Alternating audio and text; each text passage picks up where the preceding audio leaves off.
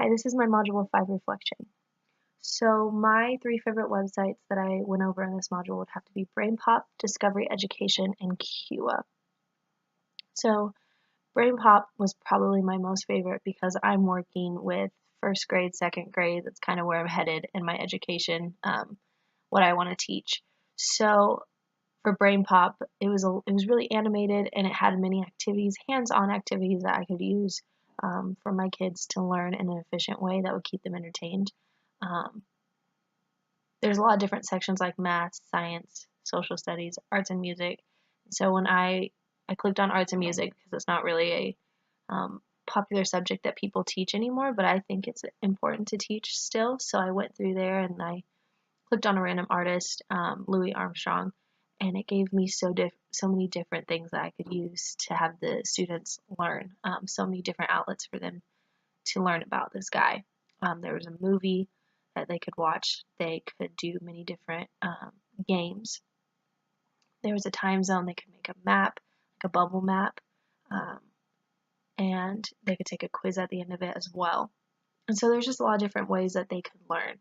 So I think as a teacher, having that for them to use would be efficient in helping them learn something that they may not be super interested in. Discovery Education was also one of my favorites because it gave me a lesson plan. I went on there and I clicked on the teacher resources and then I explored my age group and I went through and um, I clicked on language arts and I looked up the reading strategies lesson plan. And it gave me a step-by-step lesson plan with objectives, materials I could use, an assignment that I could give out, um, vocabulary to focus on in that lesson plan, um, and just different things like that that I could use. It gave me like a step-by-step way to teach on a certain subject, and I think that was something that I would definitely use in the future, especially learning how to build lesson plans for my own age group. So I really loved Discovery Education. And then QA was really cool because you can make games for your kids. And with the kids that I'm teaching first grade, second grade, they want to be entertained.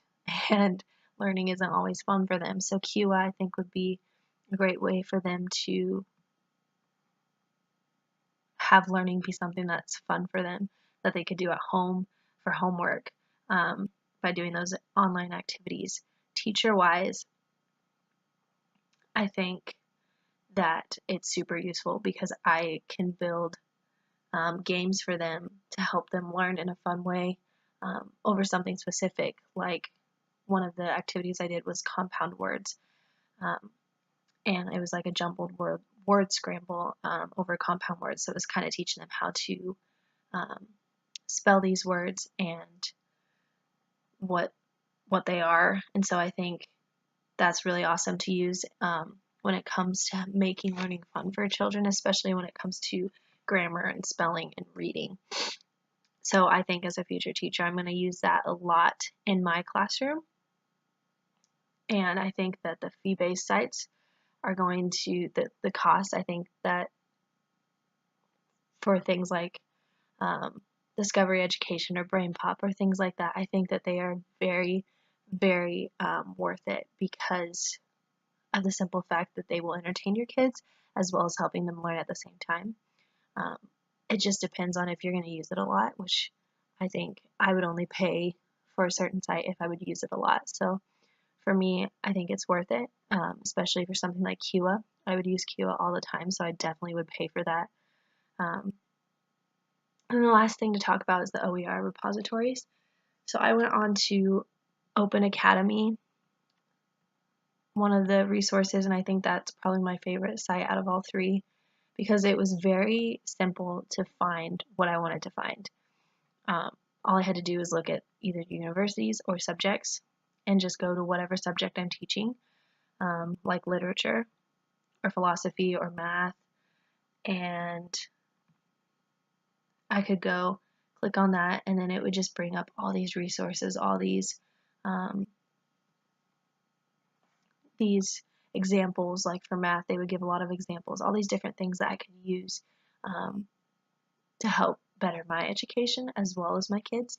I don't think I'll use it because of the age that I'm and specifically for college, like learning more about my age group that I'm teaching and learning more on how to teach them correctly, or in a classroom, like, yes, I think I would use it for myself, for my kids, because they're so young, they won't really be using open education resources. So I thought it was really cool, and I think that they are something that is important to use for college students. Even high school students, I think, would use those, be a lot better than having a textbook. Um, but for me, like in my specific classroom, probably not. But for me personally, as a student, definitely.